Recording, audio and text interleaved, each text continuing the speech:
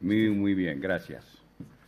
Ya, fue realmente interesante oír los comentarios de ustedes al inicio de sus carreras y me hace recordar hacia varios años, muchos, cuando yo estaba en la misma situación que ustedes.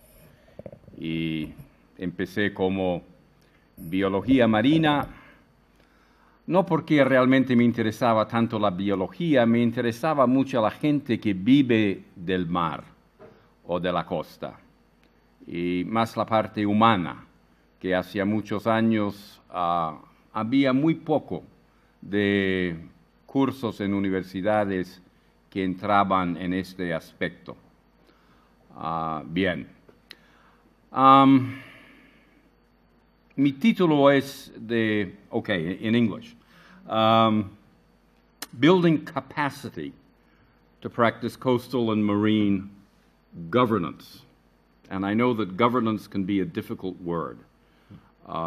It's really, well, I'll get into this in a minute, what to do, how to react to issues of many types that are at an ecosystem scale, namely both people and nature, not as separate entities, but as a whole.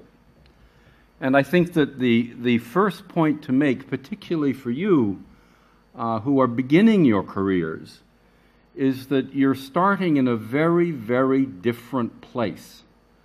We are now in something that's been called the Anthropocene, a time on this planet when it is our species, it is us, that is now changing the ecology of the planet itself.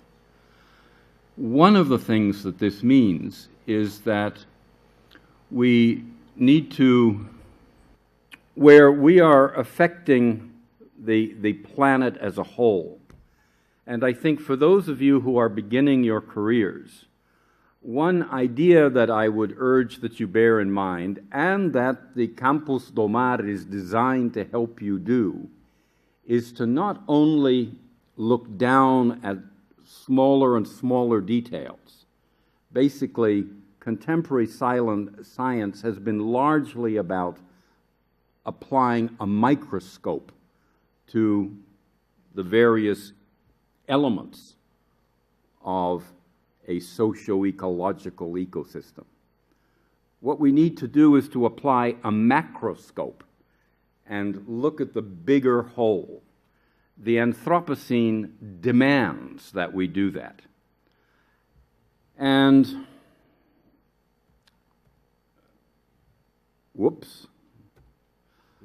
basically what's been happening since the 1940s, which for those who study and document the Anthropocene is phase 2. It's called the Great Acceleration, that started in the 1950s basically, and then has taken off with this staggering exponential growth of every kind. Here, these graphics simply illustrate the different aspects. I won't go into that, or this will take too long. But in terms of integrating, one of the ways that all of this integrates is that what has marked the flowering of our species, basically since the last great glacier, 10 to 12,000 years ago, is that we have had a remarkably consistent, stable climate. And human beings have flowered during that period that geologists have given the name the Holocene, basically a period of huge stability. That's ending. You could say it's over. We're now in the transition to something quite different. And what is going to happen will be full of surprises. It's going to be a difficult time. It's going to be a very different time. And the issue of governance is, how do we react to this? How do we pull together knowledge, information, values, goals, processes by which we collectively make decisions in a new and different way. This is really very, very urgent. Some of the best minds who have been looking at what is happening have warned us that we shouldn't increase carbon dioxide in the atmosphere beyond around 370 parts per million. We're now up around 400, and while various meetings have said, oh yes, yes, we must slow down, we must go back, what we're actually doing is going faster and faster in the opposite direction. So there's lots of talk about sustainable development. Yes, a very good and powerful idea. But let's all be honest and recognize that we're heading more and more quickly towards increasingly unsustainable forms of development use.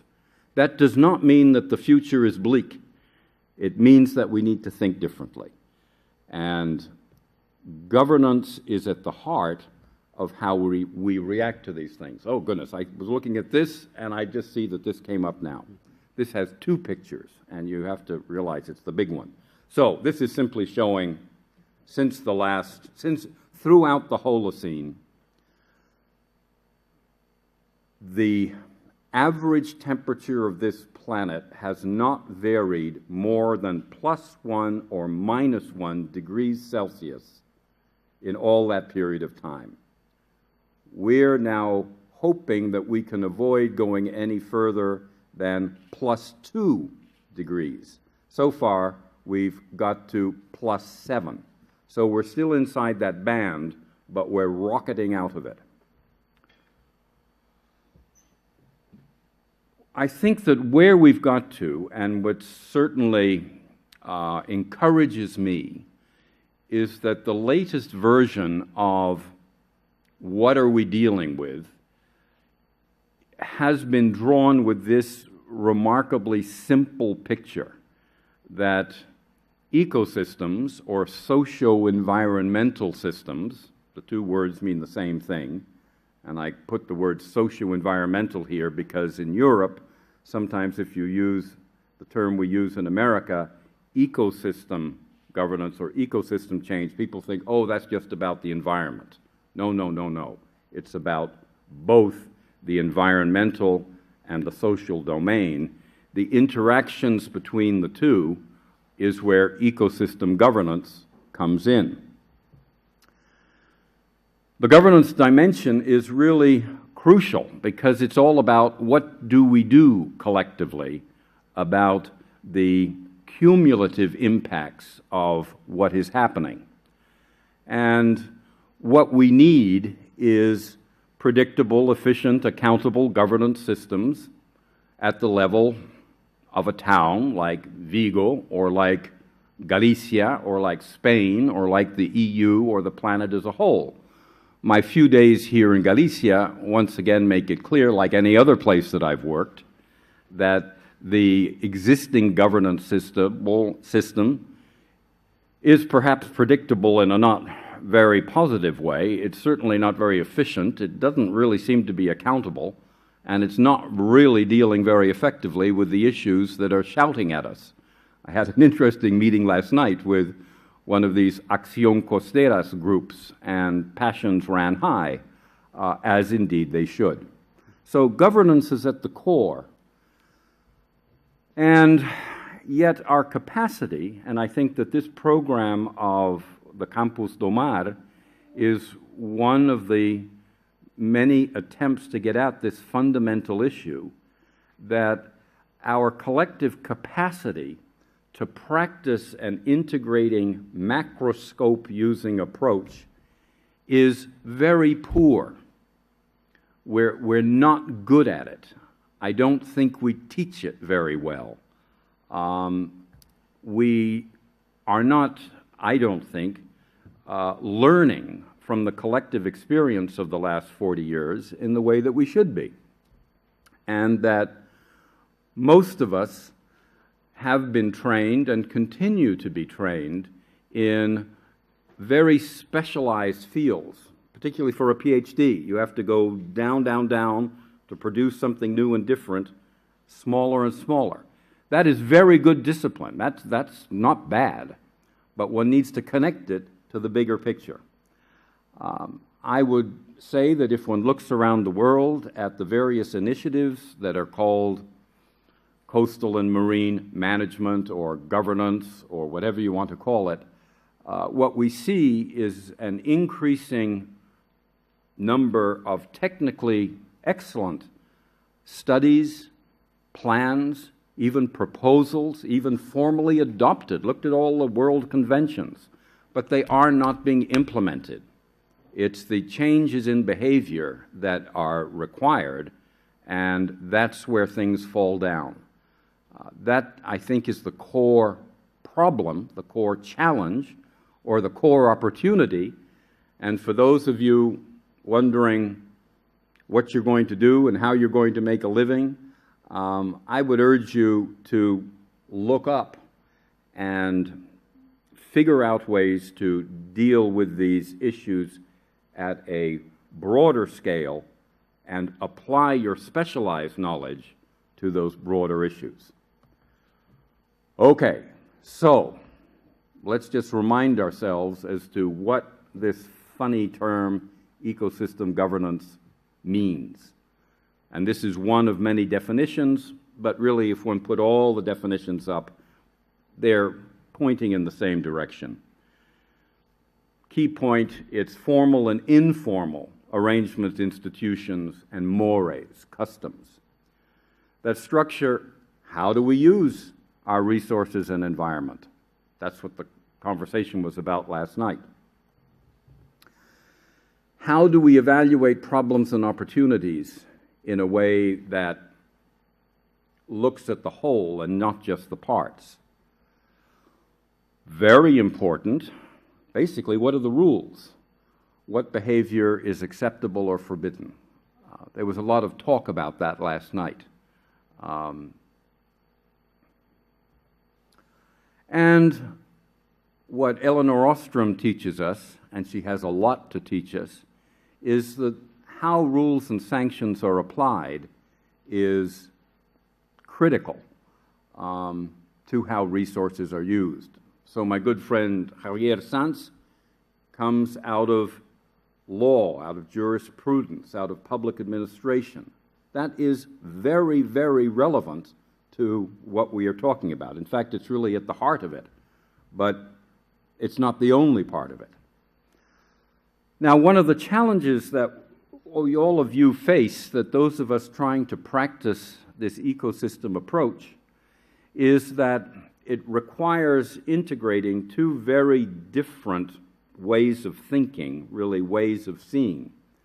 And I've simplified it here by saying, if the environmental domain and understanding it is about natural science, then we're good at that. We know how to describe and document.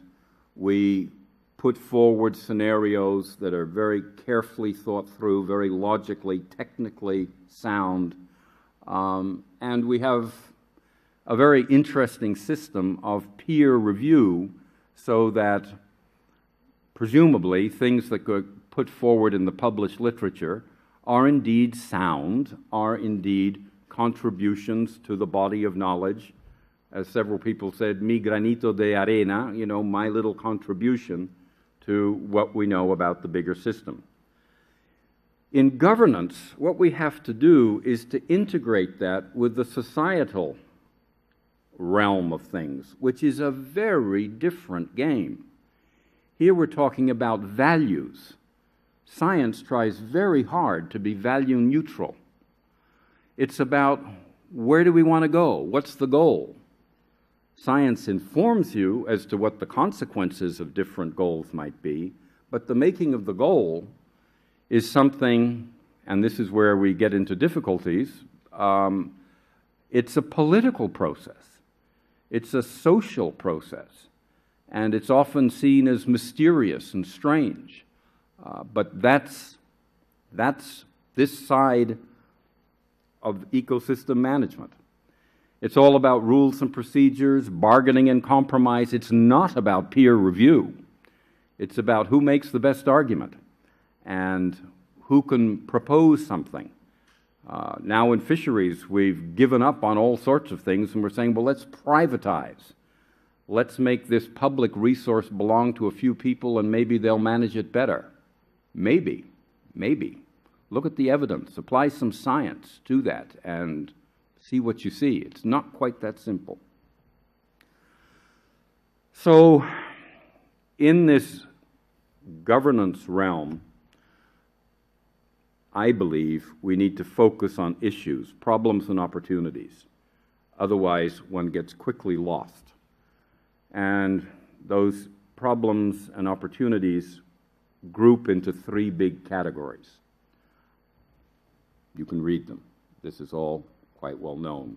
Something that you also have to keep in mind all the time is that power, the ability to bring about change in a governance system, is by no means only the role and responsibility of government. Governance is only in part, thank you, driven by government. As most of you know, in our current culture, it is really the market system that has the most power and that's really driving the boat. Okay, it works by a very different set of mechanisms. Then there's civil society, really the often sleeping giant that actually can control, influence, change both the market system and the governmental system. That's where a great deal more work has to be done, and where those who work in this field say, oh, well, that's what participation should be about. Correct. But the game of meaningful participation in a governance system is a very sophisticated game, and one that quite a bit has been learned about. Much more needs to be learned. It has to do a lot with psychology. I found it very helpful to learn something about psychology and the dynamics of changing human behavior, for example, with the problem of alcoholism. A lot to learn there in a consumer-driven society. So the practice requires, and this comes from a National Research Council in the U.S. Panel that I had the pleasure of working with for 3 years, and one of the conclusions that we came is to, well, if you're going to try to promote greater capacity to practice the ecosystem approach, if you boil it down, what really is needed? And it's an interesting mixture, I think. It's about how ecosystems function and change. Someone like Javier needs to know, how does an estuary work? If we're talking about the rules and regulations, it's not what it looks like. It's a pretty complicated system. What is the carbon cycle? How does that function? Not just the water cycle. These are some fundamentals that an interdisciplinary team needs to know across the different disciplines. Okay. How do the processes and mechanisms of governance function, and how can they be applied? That's a whole other body of knowledge. In ecosystem governance, which is essentially place-by-place governance at whatever scale, from a RIA like the RIA Vigo to the planet as a whole, how do you tailor what needs to be done, the principles of the kind that Ostrom and others are teaching us? How do you apply them? One of the big lessons is there's no formula in this game. It's all about adaptation. But there are principles. Most definitely there are principles. But how to apply them is much of the work. And then managing effective interdisciplinary teams is, again, what I think the Campos do Mar is working to help people learn. That's one of the fundamental ideas, I think. And this, too, is anything but simple and easy. So the challenge is, and here's just one way of looking at it, is that people like all of you from various disciplines recognize, I think, after what I just said about the scope of all this, that one person cannot possibly know it all. And we do need deep knowledge in a variety of fields. So that is something we know how to do. The question then becomes, what is the unifying set of ideas that can bring together in-depth knowledge of various kinds? So you can visualize it as a T competency, that each person, and I would include here a fisherman, has deep knowledge of one particular field. In the academic world, we have a system for promoting, judging, advancing deep knowledge. The question is, how do we get at a unifying cable of knowledge, skills, and attitudes that will enable people to work together? So again, in the bar, the leg of a T competency, we have a well-developed system for judging people and promoting progress. Where we have done less is to try to think through what is the unifying cable that would enable such people to work together and learn from each other.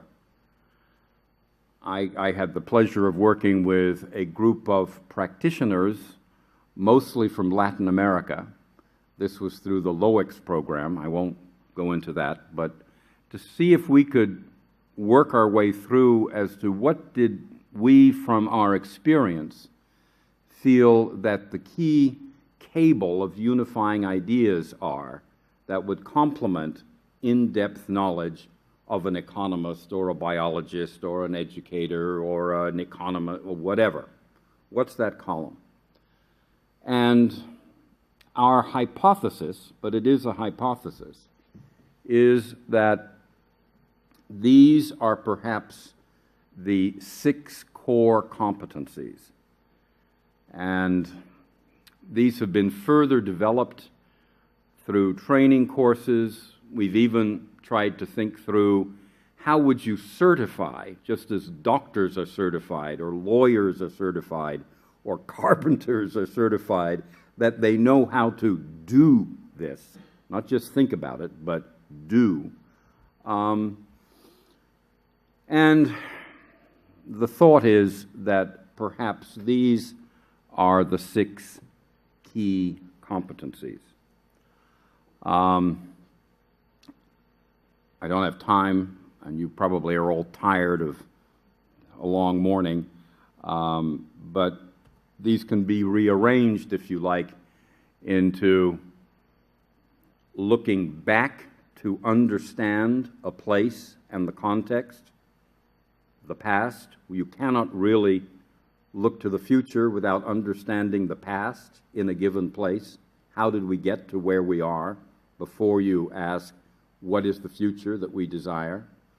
Then the analysis with leadership. I think it's very interesting that a paper that came out in the journal Science a couple of years ago, led by someone with a Spanish name, I'm not sure where they are, Gutierrez et al., looked at a very large number of fisheries co-management initiatives and looked at the variables of what leads to success.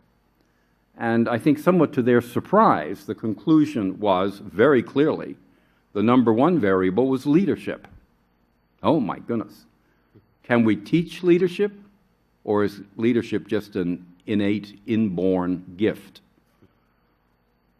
My experience is, and I'm sure yours, to some degree, inborn, but can you teach it, refine it, hone it, encourage it, go seeking it? Yes, you can.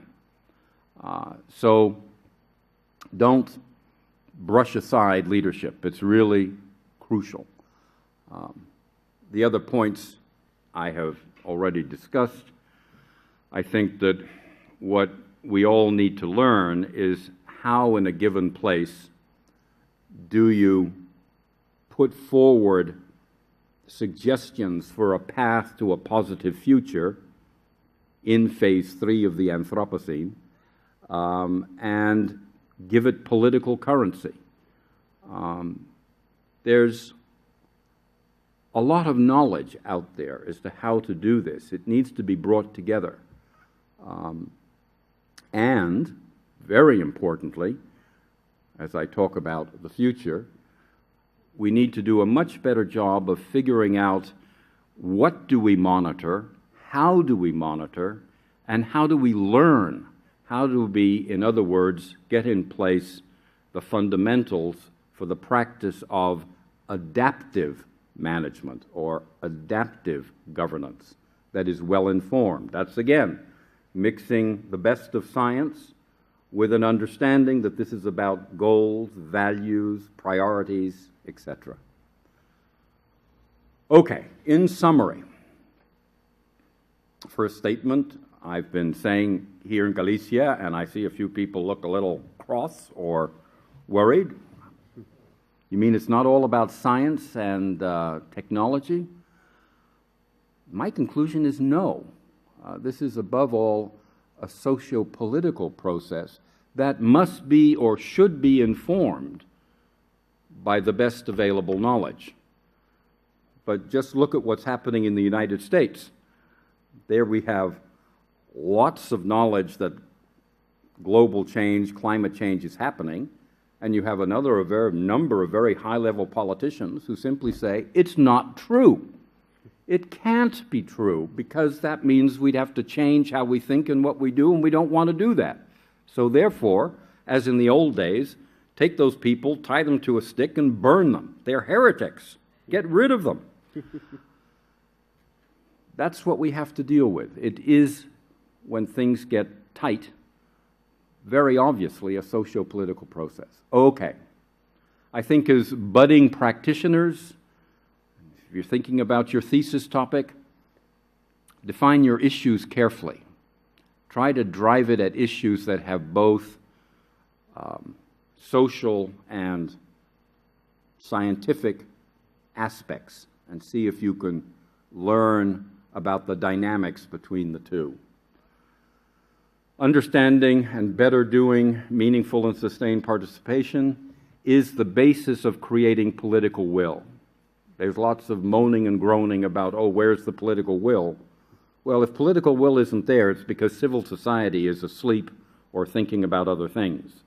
So you need to go back to that diagram of where's the power and what needs to be instigated to make things change. All over the world, there's a great deal of, again, rules, plans, and so on, that even if they're formally adopted, are not implemented. And a lot of it is that the perception is that either they're irrelevant or they're not fair, they're not legitimate. And fairness and legitimacy of any plan forward is crucial. And that's, again, that gets into the participation, that right-handed side of all of this. And as I just said before, doing a better job of learning and adapting is going to be central to what comes. So, I think there's lots to do. I really compliment the Campus do Mar for putting its finger on the basic issue that we need to be more than specialists in just one field. We need to look more broadly. I think that's exactly right. I think that collectively we have quite a way to go to learn how to do that as efficiently and effectively as possible. So, as you go forward, I gather some of you are first year and some of you are second year in this program. I cheer you on, and I'd even hazard to say that if you apply macroscope as well as microscope to your learning and your thinking, I think that your job prospects are going to be better. It could just be a good strategy in terms of a future career. So, thank you very much.